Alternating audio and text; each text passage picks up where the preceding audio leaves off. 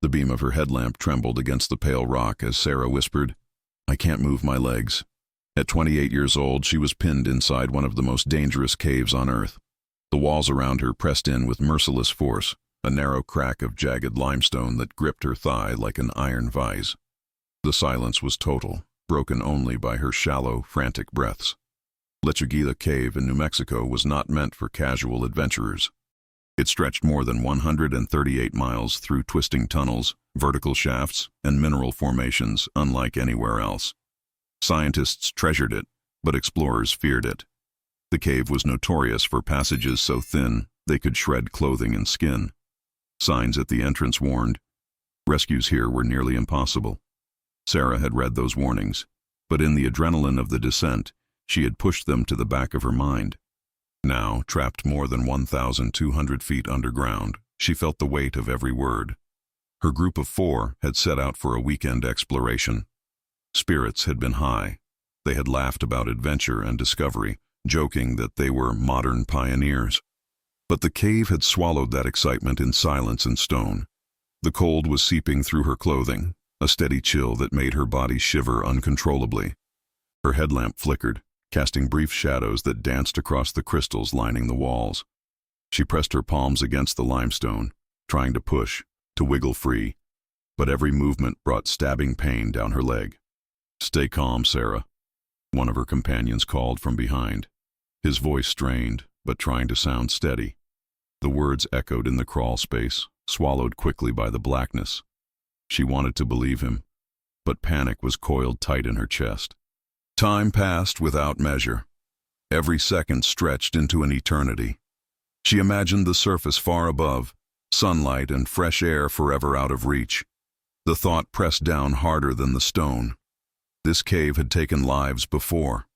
Would it take hers too? The others tried pulling gently at her boots, but the angle was wrong, the stone unyielding.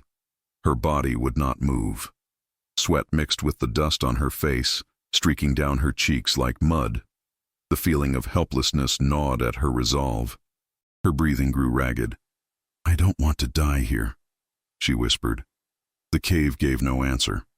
What had begun as a simple exploration had turned into a battle for survival, one in which every decision, every action, would mean the difference between rescue and a grave carved in stone, and no one above ground yet knew they were fighting for her life. The morning of their descent had been filled with anticipation. Sarah and her 3 companions gathered near the discreet entrance of Lechuguilla Cave, tucked inside Carlsbad Caverns National Park. The opening looked unremarkable, just a narrow crack at the base of a limestone wall, hidden by desert shrubs. To outsiders it appeared ordinary, almost unimpressive. But those who knew caves understood the truth. This was the gateway to one of the most forbidding underground labyrinths on Earth. They performed a final check of gear. Helmets tightened, headlamps secured, spare batteries clipped to harnesses, ropes coiled neatly at their sides, carabiners glinting in the sun, water bottles and energy packs tucked into packs. There was a rhythm to preparation, a ritual that steadied nerves. Sarah adjusted her gloves and breathed deeply, telling herself she was ready. The first steps inside were deceptively easy. Light spilled from the entrance, painting the walls with a golden hue. The initial chamber opened wide, high ceiling decorated with gypsum formations that sparkled under their lamps. It felt almost cathedral-like, a sacred place carved not by human hands but by water and time. Sarah marveled at the crystals, delicate as frost yet millions of years old. Excitement ran high. One of the men cracked a joke about Indiana Jones moments, and the group laughed, voices bouncing against stone. For a while, the cave felt welcoming, almost friendly. They moved with confidence, marking their route with flagging tape, checking their map as they pressed deeper. But the further they went, the more the world above slipped away. Sunlight vanished completely, leaving them with only the beams of their lamps. The silence grew heavier, broken only by the crunch of boots on stone and the steady drip of water echoing from unseen chambers. Air grew cooler, settling at 56 degrees, clinging to skin with damp persistence. Sarah felt her nerves flutter beneath the excitement. She glanced back at the entrance, now far behind, just a memory. Ahead lay miles of darkness. She pulled her harness tighter around her waist, her fingers brushing the rope coils that symbolized both safety and risk. "Still good?" asked David, the unofficial leader of the group, his voice calm but watchful. "Good," Sarah answered quickly, though her chest felt tight. Their lamps illuminated a descending tunnel ahead. The walls narrowed, shadows deepened, and the cave seemed to breathe around them. Each step downward felt like crossing a threshold, as if the earth were closing the door to the surface one layer at a time. They didn't know it yet, but this cave had already chosen the terms of their journey. And once Lechuguilla made its demands, there was no bargaining for mercy. The group pressed deeper into Lechuguilla, their laughter fading into the steady rhythm of footsteps and dripping water. At first, the exploration carried a sense of wonder. Vast chambers revealed formations unlike anything Sarah had ever seen. Thin gypsum needles sprouted from walls like frozen lightning. Translucent crystals curved into shapes that looked impossibly fragile, shimmering under the beams of their headlamps. The air was cool, but carried a distinct smell, earthy, metallic, mixed with the dampness of mineral-rich water. It clung to their clothing, heavy and constant, a reminder that they were far removed from the desert air above. Sarah inhaled deeply, trying to steady herself, yet the scent only reminded her how far underground they already were. The tunnel shifted from broad chambers to tight passages, forcing the group to crawl on hands and knees. Their gloves scraped against the rock, leaving faint streaks of dust. The sound of nylon packs dragging along stone filled the silence. It was awkward, exhausting, but also exhilarating. Sarah could hear her own heartbeat echoing in her ears as she squeezed through the constricted spaces. "Feels like the world's hardest obstacle course," joked Mark, the tallest of the group, as he wriggled through a crawlway barely wider than his shoulders. His muffled laughter echoed down the rock. For a moment, tension broke. They joked about gym memberships and how none of their friends would ever understand this strange sport. Sarah even laughed, though uneasily. The cave seemed to notice their levity, waiting patiently for the moment it would remind them who was in control. As they moved further in, the cave revealed its harsher side. Sharp protrusions of rock snagged at their clothes. Tiny avalanches of pebbles tumbled when they brushed against walls. The once amusing crawls turned into difficult squeezes. Their bodies began to ache with every push forward, every pull upward on ropes anchored against unforgiving stone. Sarah wiped sweat from her forehead, her gloves gritty with dust. Despite the chill of the air, heat radiated from effort, her breath fogging faintly in the lamplight. She glanced at David, who seemed calm, steady, guiding them forward with quiet authority. That calm gave her courage, but inside she felt something else. A whisper of unease, like a warning she couldn't quite name. The further they descended, the more oppressive the cave became. The vast chambers behind them were gone. Now it was narrowness, pressure, and shadows that consumed them. Sarah tried to push away the flicker of doubt, telling herself this was what exploration meant: endurance, discomfort, and risk. Still, as the tunnel twisted sharply ahead, she wondered silently, how much deeper could they go before the cave turned wonder into danger? The tunnel ahead constricted into a jagged corridor, the ceiling low enough to scrape helmets and the walls pressing against shoulders. Their headlamps revealed only a narrow path forward, swallowing everything beyond in darkness. The air felt different here, heavier, almost stagnant, as if the cave itself were warning them to stop. Sarah paused, running her gloved hand along the limestone. It was rough, fractured, and damp to the touch. She could hear faint trickles of water echoing from somewhere unseen, like whispers in the dark. Her chest tightened, though she forced a steady breath. "This is the razor crawl," David said quietly, crouched at the front of the line. His words carried weight. "It's one of the tighter passages. We'll need to go slow." The name alone made Sarah's skin prickle. The stone edges around her seemed sharper now, ready to catch at clothing or skin. She shifted uneasily in place, glancing back at Mark and Rachel behind her. Both wore forced smiles, but their eyes betrayed unease. "Looks worse than it is," Mark said, his voice louder than necessary. "We've done squeezes before." Sarah tried to echo his confidence, but a knot of dread tightened in her stomach. She had read about the dangers here, passages where explorers had become wedged for hours, some never making it back out. Those warnings had felt distant, almost theoretical. Now they pressed against her like the cave walls themselves. The group debated briefly. Rachel suggested turning back, noting the distance they had already traveled. Her tone was cautious, almost pleading. David shook his head. "We're prepared. We can get through." His confidence carried the argument, though not without a shadow of doubt flickering across his face. Sarah swallowed hard and nodded. She didn't want to be the one to slow them down. She adjusted her helmet, tightened the strap under her chin, and crawled forward behind David. The passage narrowed quickly. Every inch demanded effort. One arm extended, the other bent tight against her chest. Stone scraped her sides, pressed against her ribs, forced her to exhale just to move forward. Her lamp illuminated only rock inches from her face. "Just keep breathing," David called ahead, voice calm but distant. The tunnel felt endless, like a trap designed to test willpower. Sarah's breath echoed harshly inside her helmet. She pushed forward, heart racing, though unease gnawed at her. She thought of the warnings again. Rescues here nearly impossible. When the passage angled downward into an even tighter crack, she hesitated, frozen. For a moment she considered saying they should stop. But pride, and the silence of the others behind her, pushed her onward. What none of them knew was that the decision to press forward had already sealed their fate. The cave was about to collect its price. The razor crawl funneled into a vertical kink, no wider than 18 inches at its narrowest. David slid through first, his boots scraping against stone as he vanished into the darkness. Sarah hesitated at the opening, staring at the slit of rock that seemed to breathe cold air into her face. "You've got this," Mark called softly behind her. She dropped onto her stomach, angling her shoulders, and began inching forward. The stone pressed against her arms and ribs, forcing her to exhale with every push. Her helmet scraped the ceiling. She felt her body locked tight between unyielding walls, but with a grunt, she wriggled deeper. Halfway through, it happened. A chunk of limestone shifted beneath her leg, collapsing slightly into the narrow floor. Her right thigh sank, wedged into a V-shaped crack.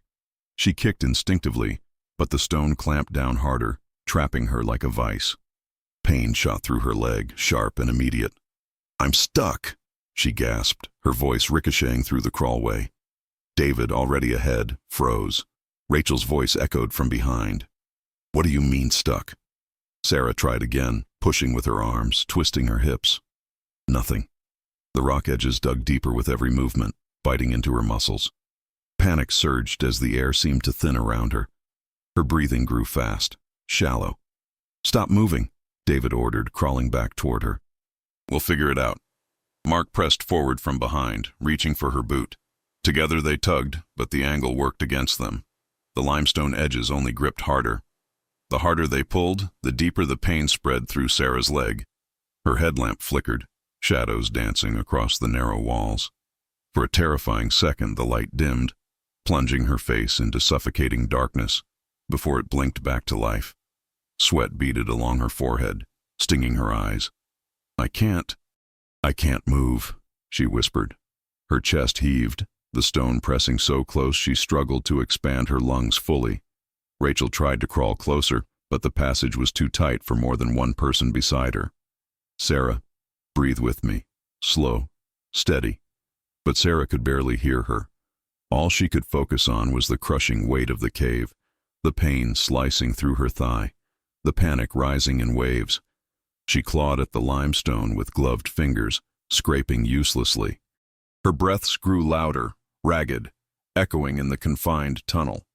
Every sound seemed magnified, the rasp of cloth against rock, the groan of shifting stone, the pounding of her heart in her ears. Somewhere ahead, David muttered a curse under his breath. He knew the truth even before Sarah did. This was no simple stuck point. The cave had her now, locked in a grip that would not let go easily. Minutes bled into hours inside the razor crawl, each attempt at freeing Sarah ending in failure. David braced himself against the walls, pulling at her shoulders while Mark gripped her boots from behind. The effort left all of them trembling, arms shaking with exertion, but Sarah barely moved an inch. The rock held fast. Her thigh throbbed with relentless pain.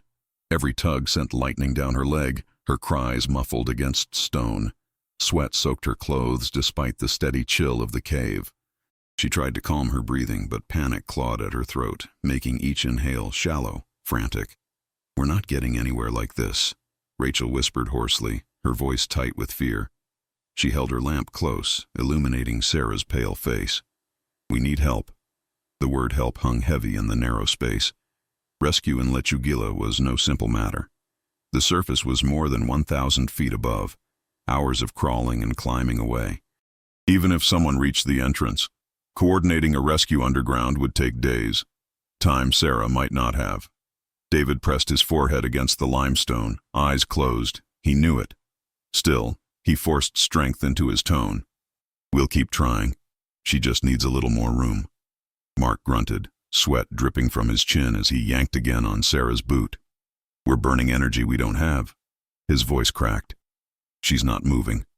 The cave seemed to tighten with every passing moment. Their headlamps cast weak yellow halos on the walls, batteries slowly draining. Shadows crept closer, swallowing the passage in darkness whenever a light flickered. The air felt stale, suffocating, carrying the metallic tang of stress and fear. Sarah closed her eyes, fighting dizziness.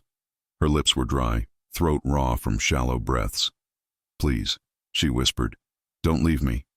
"No one's leaving you," Rachel said quickly, gripping her hand. Her voice trembled, betraying the lie they all feared. A silence fell, heavy and unbearable. Somewhere water dripped steadily, each drop marking the passage of precious seconds. The cave offered no mercy. Finally, David exhaled sharply. "I'll go back," he said, decision hard in his voice. "I'll climb out and get help. It's the only chance." Mark opened his mouth to protest, then closed it again. They all knew he was right. The thought of being left gnawed at Sarah's chest, but she forced herself to nod. Her face pressed against the stone, tears streaking down to mix with dust. She felt the cold grip of the cave not just on her leg, but on her spirit. As David began the long crawl back toward the surface, the others stayed behind, trapped in silence with her. The reality pressed down on all of them. Time was slipping away, and the cave was not finished tightening its hold. David's retreat toward the surface stretched into eternity. Every scrape of his boots against stone faded until only the dripping of water and Sarah's ragged breaths filled the crawlway. Mark and Rachel stayed pressed close, whispering reassurances they didn't fully believe. Hours passed, the cold gnawing deeper, fatigue dragging at their bodies. When the first voices of rescuers finally echoed through the tunnels, it felt unreal, like sound traveling from another world. Beams of stronger headlamps pierced the darkness, followed by the shuffle of boots and the clink of metal gear. A team of experienced cavers had arrived, carrying coils of rope, drills, chisels, and packs far heavier than what Sarah's group had dared to bring. The rescuers moved with calm precision, but even their faces betrayed unease when they saw Sarah's position. She was wedged firmly in the crack, her legs swollen and purple, lips cracked from dehydration. Her voice was faint, barely more than a whisper. "We'll get you out," one rescuer said firmly, kneeling close. His words sounded confident, but his eyes betrayed doubt. They tried everything at first, lubricating the rock with water and gel, rigging ropes to pull at new angles, even chiseling tiny fragments away. The confined space made every movement agonizingly slow. Sparks flared as metal struck stone, the noise deafening in the crawl. Each vibration rattled through Sarah's body, making her flinch in pain. Hours blurred together. The rescuers rotated in shifts, their muscles trembling from effort.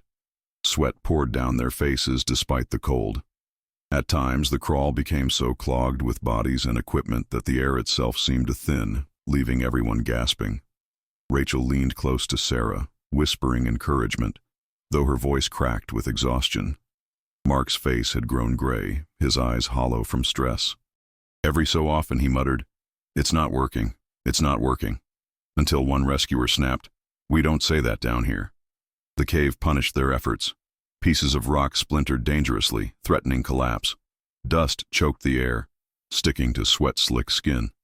Their lamps dimmed one by one as batteries drained, forcing constant replacements. The passage felt tighter with every hour, as though Lechuguilla itself resented their intrusion. Still, they worked. They had no choice. At one point, Sarah's pulse weakened so much that a medic whispered urgently to the team leader. The man's jaw clenched, but he barked for them to keep going. As long as she's breathing, we don't stop. The hours dragged into a full day. By then, everyone knew the truth. This rescue was on the edge of impossible. The cave seemed determined to keep her, and yet, impossibility was not something these rescuers were willing to accept. Not yet. By the second night underground, the razor crawl had become a place of agony. Sarah drifted in and out of consciousness, her eyes glassy, words slurred when she tried to speak. Her trapped leg was swollen nearly double, bruises spreading like ink under the skin. Every shallow breath sounded weaker than the last. The rescuers knew they were running out of time. The cramped passage left no room for advanced equipment. Everything had to be done by hand. They brought in drills, their whirring echoing through the stone like an angry hornet swarm. Each vibration rattled the limestone, sending flakes and dust into Sarah's face. She coughed weakly, the sound barely audible over the machines. "Easy," one rescuer muttered. "Too much and we bring the whole wall down." The tension was unbearable. Sweat poured despite the cold air. Every strike of a hammer, every grind of the drill, carried the risk of collapse. Yet doing nothing meant Sarah would fade away, claimed quietly by the cave. Rachel held her friend's hand, whispering, "Stay awake, Sarah. Just keep your eyes open." Tears streaked her dusty cheeks, but she didn't look away. Hours stretched mercilessly. Mark sat pressed against the wall, rocking slightly, guilt etched deep into his face. He had been the one to joke, the one to push for moving forward. Now he could only watch as professionals risked their lives to undo a decision that could not be undone. The lead rescuer finally called for silence. He wedged a pry bar into the narrow gap beside Sarah's leg. The air went still, everyone holding their breath. With careful, brutal force, he levered the bar against the limestone. The rock groaned in protest, a deep grinding sound that reverberated through the crawl. "Again," he whispered. Another rescuer braced the tool. Together, they heaved. Stone cracked sharply, sending vibrations through the tunnel. Dust rained down. For a terrible moment, Sarah's body convulsed in pain. Then the pressure around her leg eased, just slightly, but enough for her to gasp. "Pull now!" the rescuer shouted. Hands grabbed her boots, her shoulders, her arms. They tugged as one, straining until muscles burned. Sarah's body slid forward an inch, then another, then finally broke free of the stone's grip. She collapsed into their arms, limp and unresponsive, skin cold as the cave floor. For several long seconds, no one spoke. The silence was suffocating. Then a faint pulse. Weak, but there. The cave had loosened its grip, but not without nearly taking her life in return. And now began the hardest part, carrying her through miles of darkness to reach the surface. The moment Sarah was freed, the crawl exploded with movement. Medics pressed close, checking her pulse, forcing sips of water between her cracked lips. Her chest rose shallowly, each breath rattling like dry leaves. She was alive, but only barely. The stretcher was hauled forward, a narrow, collapsible frame built for rescues like this. Yet even collapsed, it seemed too wide for the razor crawl. Rescuers maneuvered it with painstaking care, inch by inch, scraping against the stone. Sarah was secured tightly, her face pale under the beams of their headlamps. The journey upward began. Every passage that had taken minutes to crawl now demanded hours with the stretcher. Ropes were rigged at vertical shafts, rescuers hauling in synchronized rhythm while others guided her fragile body. Each lift was agonizing, the stretcher catching against rock, threatening to tip. Sarah groaned weakly when jolts rattled through her swollen leg. Exhaustion gnawed at everyone. Muscles burned, hands blistered beneath gloves, lips cracked from dehydration. Still, they moved. Rescuers rotated in shifts, some collapsing against the walls for moments of rest, before rising again to take their place. Rachel and Mark stayed close, their faces streaked with grime, eyes hollow but determined. They whispered encouragement into Sarah's ear whenever her eyelids fluttered. Almost there, just a little more. Words as much for themselves as for her. Hours dragged into the next day. The cave punished every effort with narrow squeezes and vertical climbs. The weight of the earth pressed down, each chamber feeling like another test. Yet step by step, crawl by crawl, they pushed toward the surface.